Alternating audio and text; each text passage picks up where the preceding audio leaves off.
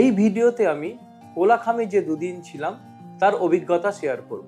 এর আগের ভিডিওতে হাওড়া থেকে এনজেপি আর এনজেপি থেকে কোলাখাম কি করে গেলাম তার ভিডিও দেওয়া আছে। যদি তোমরা সেটা দেখতে চাও সেটা কমেন্ট বক্সে দেওয়া আছে।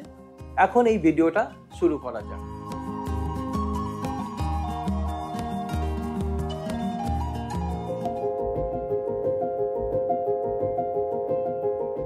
ভোরবেলা ঘুমটা ভেঙে গেল পাখির কিচিরমিচিরে।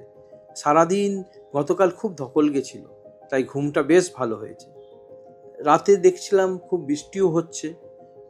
ভোরবেলা সকালে বাইরে বেরিয়ে দেখি খুব ঠান্ডা, প্রায় টেম্পারেচার 15-16 ডিগ্রি টেম্পারেচার, যেখানে কলকাতায় তখন আমাদের 33 থেকে 35 ডিগ্রি টেম্পারেচার।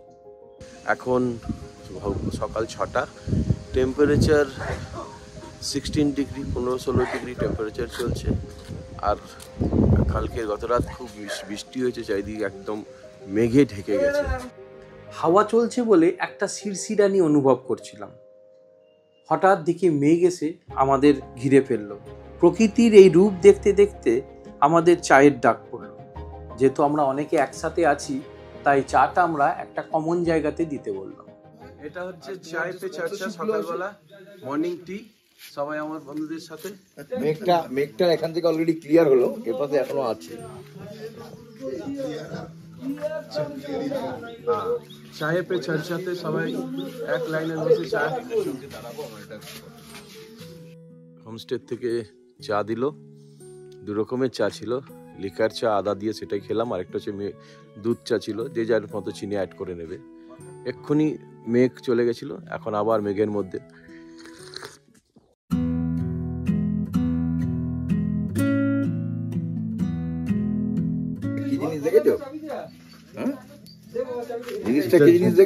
পোস্ত গাছ না এটা?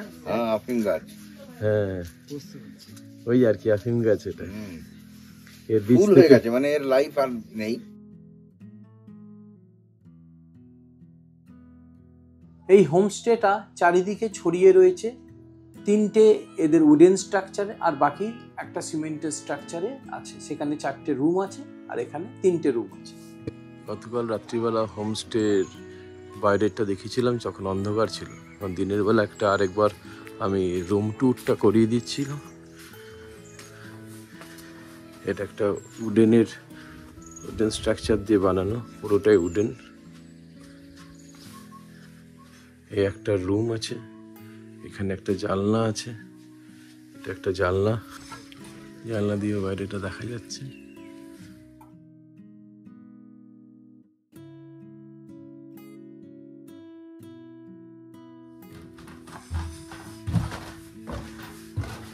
এটা একটা উপরে ডুপ্লেক্স বলতে পারে, এখানে 1-2 শোয়া যেতে পারে।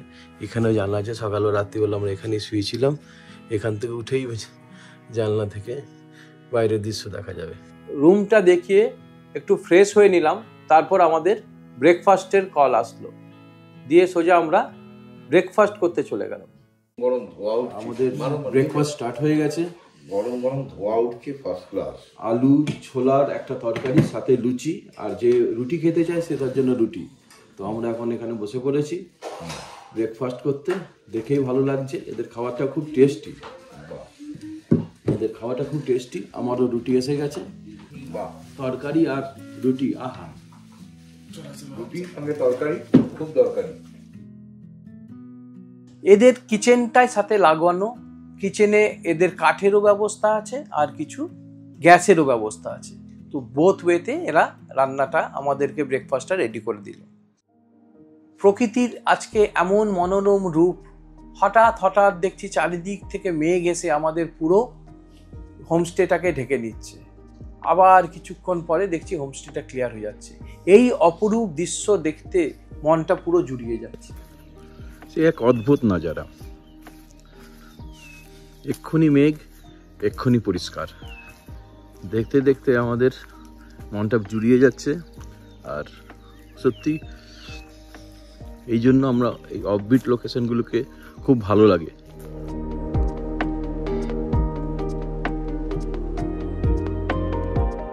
আমাদের ব্রেকফাস্ট হয়ে গেছে। আমরা এখন চললাম ছাঙ্গে ফলসের জন্য। ছাঙ্গে ফলস দেখে ওখানে দুপুরবেলা আবার ফিরে আসবো। আজকে এখানে দুপুরে লাঞ্চ হবে, তারপরে ছাঙ্গে ফলসের জন্য কয়েকজন গামছাও নিয়ে গেছে, যদি সুযোগ থাকে স্নান করবে নেবে। এখন ওয়েদারটা পরিষ্কার হয়ে গেছে, রোদও উঠে গেছে। So we are proceeding towards Changey Falls. আমাদের ড্রাইভাররাও রেডি। আমরা যেখানে আছি হোমস্টে, এখান থেকে ছাঙ্গে ফলসের ডিস্টেন্স অ্যারাউন্ড 3.5 কিলোমিটার। গাড়ি একটা জায়গায় গিয়ে আমাদেরকে নামিয়ে দেবে, ওখান থেকে আমাদেরকে ট্রেক করে নিচে নামতে হবে। আমাদের এখান থেকে এখন ছাঙ্গে ফলস প্রায় 2.5 থেকে 3 কিলোমিটার। তো এখন আমরা ছাঙ্গে ফলস যাব, গিয়ে দাদারা এখন ওখান থেকে ট্রেকিং করে নিচের দিকে নামবে। ওখানে ট্রেকিং রাস্তা, ওখানে গাড়ি যাওয়ার কোনো রাস্তা নেই, ট্রেক করে যেতে হয়। ওখান থেকে ছাঙ্গে ফলস দেখে প্রায় আবার 1.5 কিলোমিটার রাস্তা, 2 কিলোমিটার রাস্তা ট্রেক করে উপরে উঠতে হবে। তারপর গাড়ি নিয়ে আমরা আবার হোমস্টেতে আমাদের গন্তব্যস্থলে ফিরে আসবো।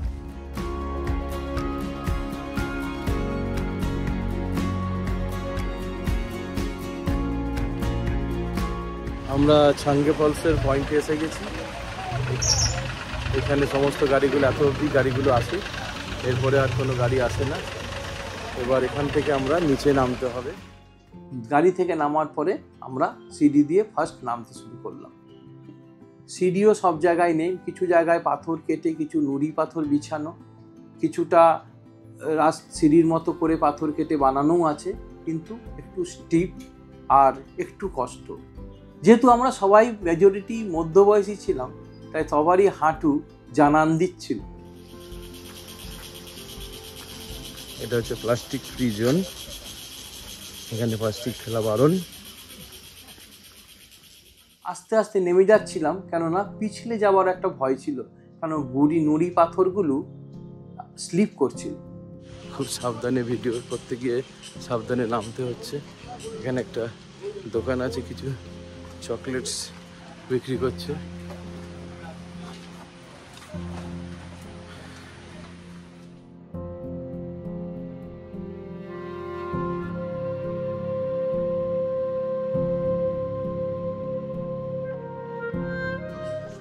ভয় লাগছে সবার, অনেকের যাদের একটু হার্টে প্রবলেম আছে, তার একজন আমার এক বন্ধু অপ্ট আউট করে গেল। তো ওরা উঠে চলে গেল, আমরা নিচে নামতে থাকলাম। মাঝে ব্রেক নিয়ে আবার নামতে শুরু করেছি। অবশেষে অনেক কষ্টের পরে যখন ছাঙ্গে ফলসের দেখা পেলাম, সত্যি মনটা জুড়িয়ে গেল। তখন মনে হলো যে আশাটা পুরোটাই সার্থক হয়ে গেল। এই অপূর্ব দৃশ্য সত্যি না আসলে খুব মিস করতাম। এসেই যখন 2-1টা ফটো তুলছি, এর মধ্যে দেখি আমার বন্ধু যারা বলেছিলাম গামছা নিয়ে এসেছে, তারা জামা ছেড়ে সোজা জলে নেমে গেছে। প্রচণ্ড জোরে ঝর্ণার জল পড়ছে, আর তারা তার মধ্যে নেমে গিয়ে জলের মধ্যে ঢুকেছে।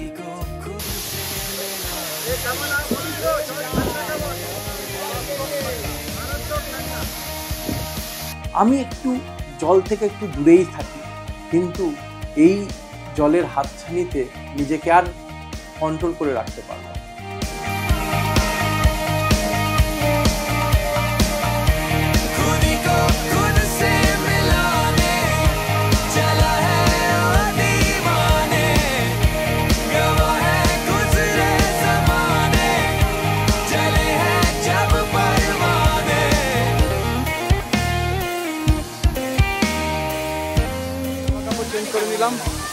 বিভৎস ঠান্ডা জল, মনে হচ্ছে যে পুরো হাড় পর্যন্ত কাঁপিয়ে দিয়েছে, কিন্তু স্নান করে হেভি মজা লেগেছে। জবরদস্ত মজা লেগেছে ঠান্ডা জলে স্নান করে। অনেকক্ষণ বসে থাকলাম, এবার আমাদের গন্তব্যস্থল ফিরে যেতে হবে আমাদের হোমস্টেতে, তাই আমরা স্টার্ট করছি। এখন আমরা ফিরে যাব হোমস্টেতে। ছাঙ্গে ফলস থেকে দুপুরবেলা হোমস্টেতে ফিরে আসলাম, আর আজকের আমাদের মেনু হলো দেশি মুরগির ঝোল। চিকেনের সবার ডিমান্ড ছিল, সেই জন্য দেশি চিকেন করা হয়েছে। এবার খেয়ে দিয়ে আমরা দেখছি। এই পোর্শনটা হলো এদের হোমস্টের একটা এন্ড। এটা হচ্ছে এক রকমের ভিউ পয়েন্ট, একটা বেঞ্চও রাখা আছে, এখানে বসে সেলফি পয়েন্টও বলছে। এখান থেকে পুরো পাহাড়টা পুরোটাই দেখা যাচ্ছে। আর এখানে খাদের মতো এন্ডে হচ্ছে খাদ, সেই জন্য এখান থেকে সত্যি অসাধারণ লাগছে চারিদিকের পাহাড়টা দেখতে। সেলফি পয়েন্টে বসে আছি আমি এখন। দুপুরে হালকা টেম্পারেচার আছে, কারণ 25-20-22-এর মধ্যে হবে। সকালে টেম্পারেচার 14-তে নেমে গেছিল। দুপুরবেলাতে খুব বৃষ্টি হচ্ছিল। চিলেকোঠার জানলায় বসে আমি বৃষ্টিটা উপভোগ করছিলাম। খুব সুন্দর লাগছিল, পাহাড়ের মধ্যে চারিদিকে বৃষ্টির জলে চারিদিকে ঢেকে যাচ্ছিল, এত জোরে বৃষ্টি পড়ছে। বিকালবেলা আমাদের জন্য ছিল চার পকোড়া। গল্প করছে, বাইরে বৃষ্টি, ম্যাডাম পকোড়া সাপ্লাই করে যাচ্ছে, ম্যাডাম পকোড়া সাপ্লাই করে যাচ্ছে। আমরা সবাই ওয়েট করছি, ম্যাডাম আজ দিচ্ছে আর গরম গরম আমরা পকোড়া খাচ্ছি।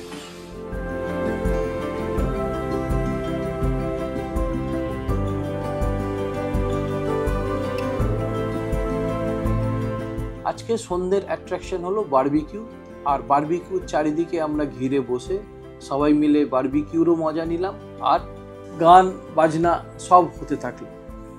এই সব করতে গিয়ে কখন 9টা বেজে গেল বোঝাই গেল না।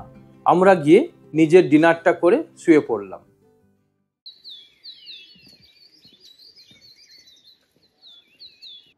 আজকে আমাদের 3rd ডে, আর আজকে আমাদের এখানকার লাস্ট ডে। আমি, পবিত্র আর কালিদাস বেরিয়ে পড়লাম মর্নিং ওয়াকে, এই কোলাখামের সারাউন্ডিংটা হেঁটে দেখতে। কোলাখাম সাইলেন্ট ভ্যালি, তার নামটাই যথার্থ, কেননা এখানে এত সাইলেন্ট যে পাতা পড়লেও যেন মনে হচ্ছে আওয়াজটা পাওয়া যাচ্ছে। কিছুটা হাঁটার পরেই দেখি যেমন হয়, এক টেরিটরি থেকে আরেক টেরিটরি গেলে ওখানকার কুকুররা আমাদেরকে দূর থেকে চেঁচাতে শুরু করলো। আমরাও আস্তে আস্তে এগিয়ে যাচ্ছি, কুকুরের আওয়াজও বাড়ছে। আমাদের কাছে যখন কুকুরগুলো আসলো, দেখছি 4-5টা কুকুর এসে লেজ নাড়াতে থাকলো।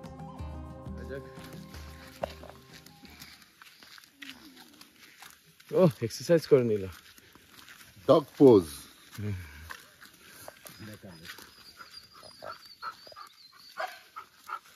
কিছু দেখতে পেয়েছে। और बड़ा वाला कितना करके है? 12 रुपीस। कोई दीजिए चार। আমরা ওখানে গিয়ে একটু বিস্কুট কিনলাম, বিস্কুট কিনে কুকুরগুলোকে সবাইকে খাওয়ালাম, তারাও খুব খুশি। দাঁড়া, ওইদিকে চল, ওইদিকে চল, ওইদিকে চল, ওইদিকে চল, ওইদিকে ওইদিকে ওইদিকে চল, ওইদিকে চল, ওইদিকে চল, ওইদিকে চলাই।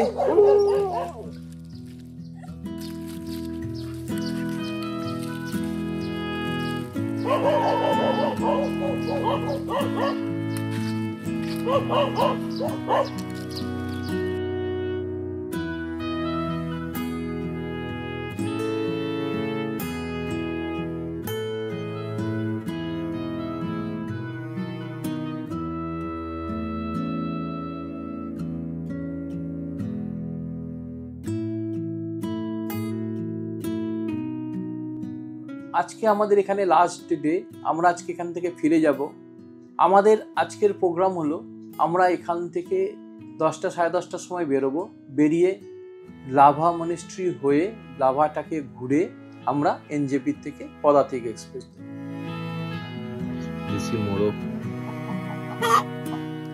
আমাদের ব্রাঞ্চ ব্রেকফাস্ট কাম লাঞ্চ সেরে ফেলছি। আজকের এদের আমরা লাইট মেনু বলেছিলাম, আমাদের তাই দিয়েছে। খাওয়া হয়ে গেল, আর আমরা লাঞ্চের জন্য লাঞ্চে আলু পরোটাটা প্যাক করে নিচ্ছি। ওটা আমরা লাভা ঘুরে তারপরে খাবো। এই ম্যাডামরা আর এই স্যার মাঝে আমাদের হোমস্টের মালকিনেরা, এরা আমাদের এখানে 3 দিন ধরে আতিথেয়তা করলো। দারুণ আতিথেয়তা করেছে আমাদেরকে। এদের রান্নাবান্না খুবই টেস্টি। যারা এখানে আসবে তারা এনাদের হাতে খাবার খেতে পারবে। They are very good cook and very homely. আমরা বেরিয়ে পড়লাম হোমস্টে থেকে। এখন আমাদের নেক্সট গন্তব্যস্থল হচ্ছে লাভা। আমরা বেরিয়ে পড়লাম, জার্নি বিগিনস টুয়ার্ডস লাভা।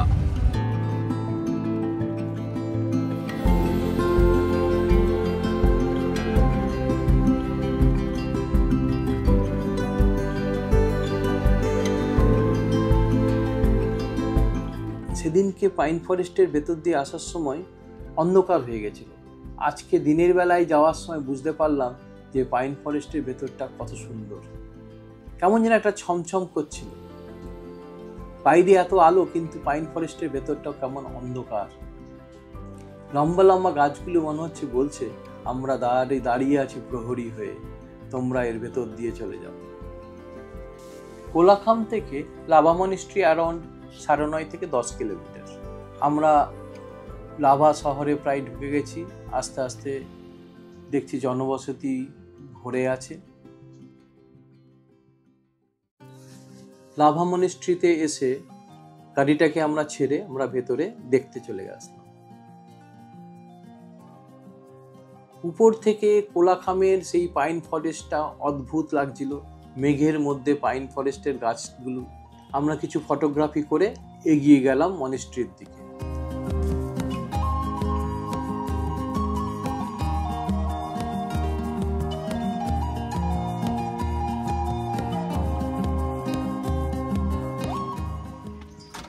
এখানে ঘুরতে ঘুরতে আমাদের এক পুরনো সাথী পার্থ অধিকারী আর বৌদির সাথে দেখা হয়ে গেল।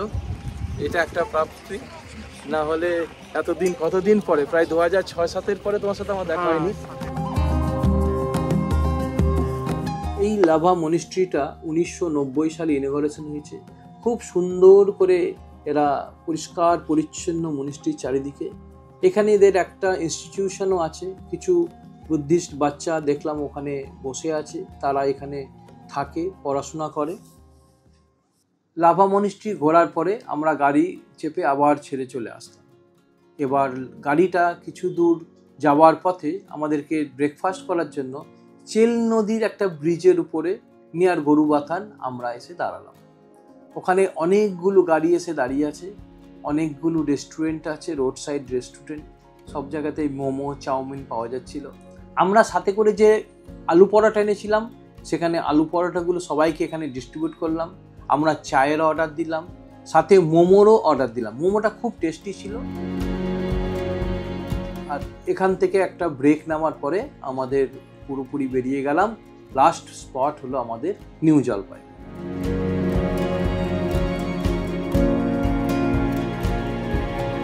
গাজলডোবা দিয়ে যখন যাচ্ছি তখন সানসেট হচ্ছে। ড্রাইভার দাদা আমাদেরকে বলেছিল যে অনেক সময় এই সময় জন্তু জানোয়ার জল খেতে আসে এই তিস্তার খালের ধারে। তো আমরাও সবাই ড্রাইভার দাদার কথা মতো আমরা জঙ্গলের দিকে তাকাতে আমরা চলে আসলাম। আমরা এতক্ষণে এনজেপি রেলওয়ে স্টেশনে আসলাম। এই হলো আমাদের ড্রাইভার দাদা, যে আমাদের সাথে সারাটা 3 দিন ছিল। আমাদের 3টে গাড়ি ছিল, কিন্তু আমরা যে গাড়িটাতে ছিলাম প্রথম দিন থেকে সেই দাদার দুর্দান্ত ড্রাইভ করে, খুব ভালো এই জায়গার সম্বন্ধে নলেজ, আর দুর্দান্ত তার মানবিকতা আর তার প্রতিভা, সব কিছু খুবই ভালো। দাদা নিজের প্রতি কটা অভিজ্ঞতা আমাদের সাথে শেয়ার করছিল। আমরা চাইবো দাদার নম্বর আমি এই ব্লগের নিচে দিয়ে দেবো। যদি দাদা আপনার নামটা বলুন। আমার নাম বাবন সরকার, আমার বাড়ি হচ্ছে ময়নাগুড়ি। ইনজিবি থেকে আমি আর কি করি, মানে লোকজন নিয়ে আসে আর কি ঘোরাঘুরি।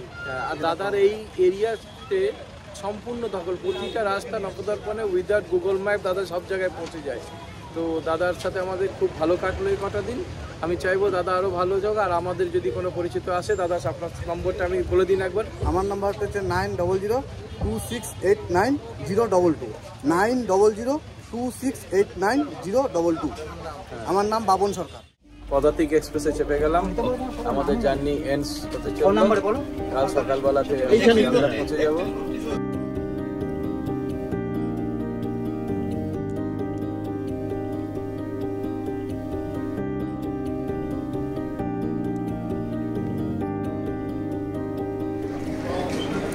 Good morning.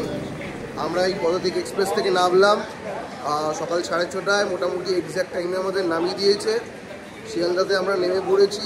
এখন আমরা আমাদের আসল গন্তব্যস্থল মানে বাড়ির দিকে রওনা হচ্ছি। আশা করি এরকম এই ধরনের আরও বিভিন্ন রকমের নতুন নতুন জার্নি আমরা যেতে পারবো একসাথে, এবং আপনাদের কাছে আরও এই ধরনের সুন্দর ব্লগ এরকম ধরনের নিয়ে আসতে পারবো। আপনারা সাথে থাকুন, উপভোগ করুন আমাদের এই যাত্রাটা। এবং সবাইকে অসংখ্য ধন্যবাদ আমাদের সাথে থাকার জন্য, আমাদের সাথে এই পুরো এন্টায়ার ব্লগটা দেখার জন্য। আশা করি আপনাদের ভালো লেগেছে, এবং আরও ভালো ভালো ব্লগ এই ধরনের পরবর্তীকালে নিয়ে আসতে পারবো, এবং এই দাদাদের সাথে একসাথে যেতে পারবো। এই বলে আমি নিজের কথা শেষ করলাম, আর দাদা কিছু প্লাস বলুক আমি চাইছি। থ্যাংক ইউ এভরিওয়ান আমাদের পাশে থাকার জন্য।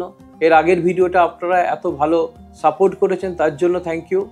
এমনি করে আমাদের পাশে থাকবেন আরও ভালো ভালো ভিডিওর জন্য।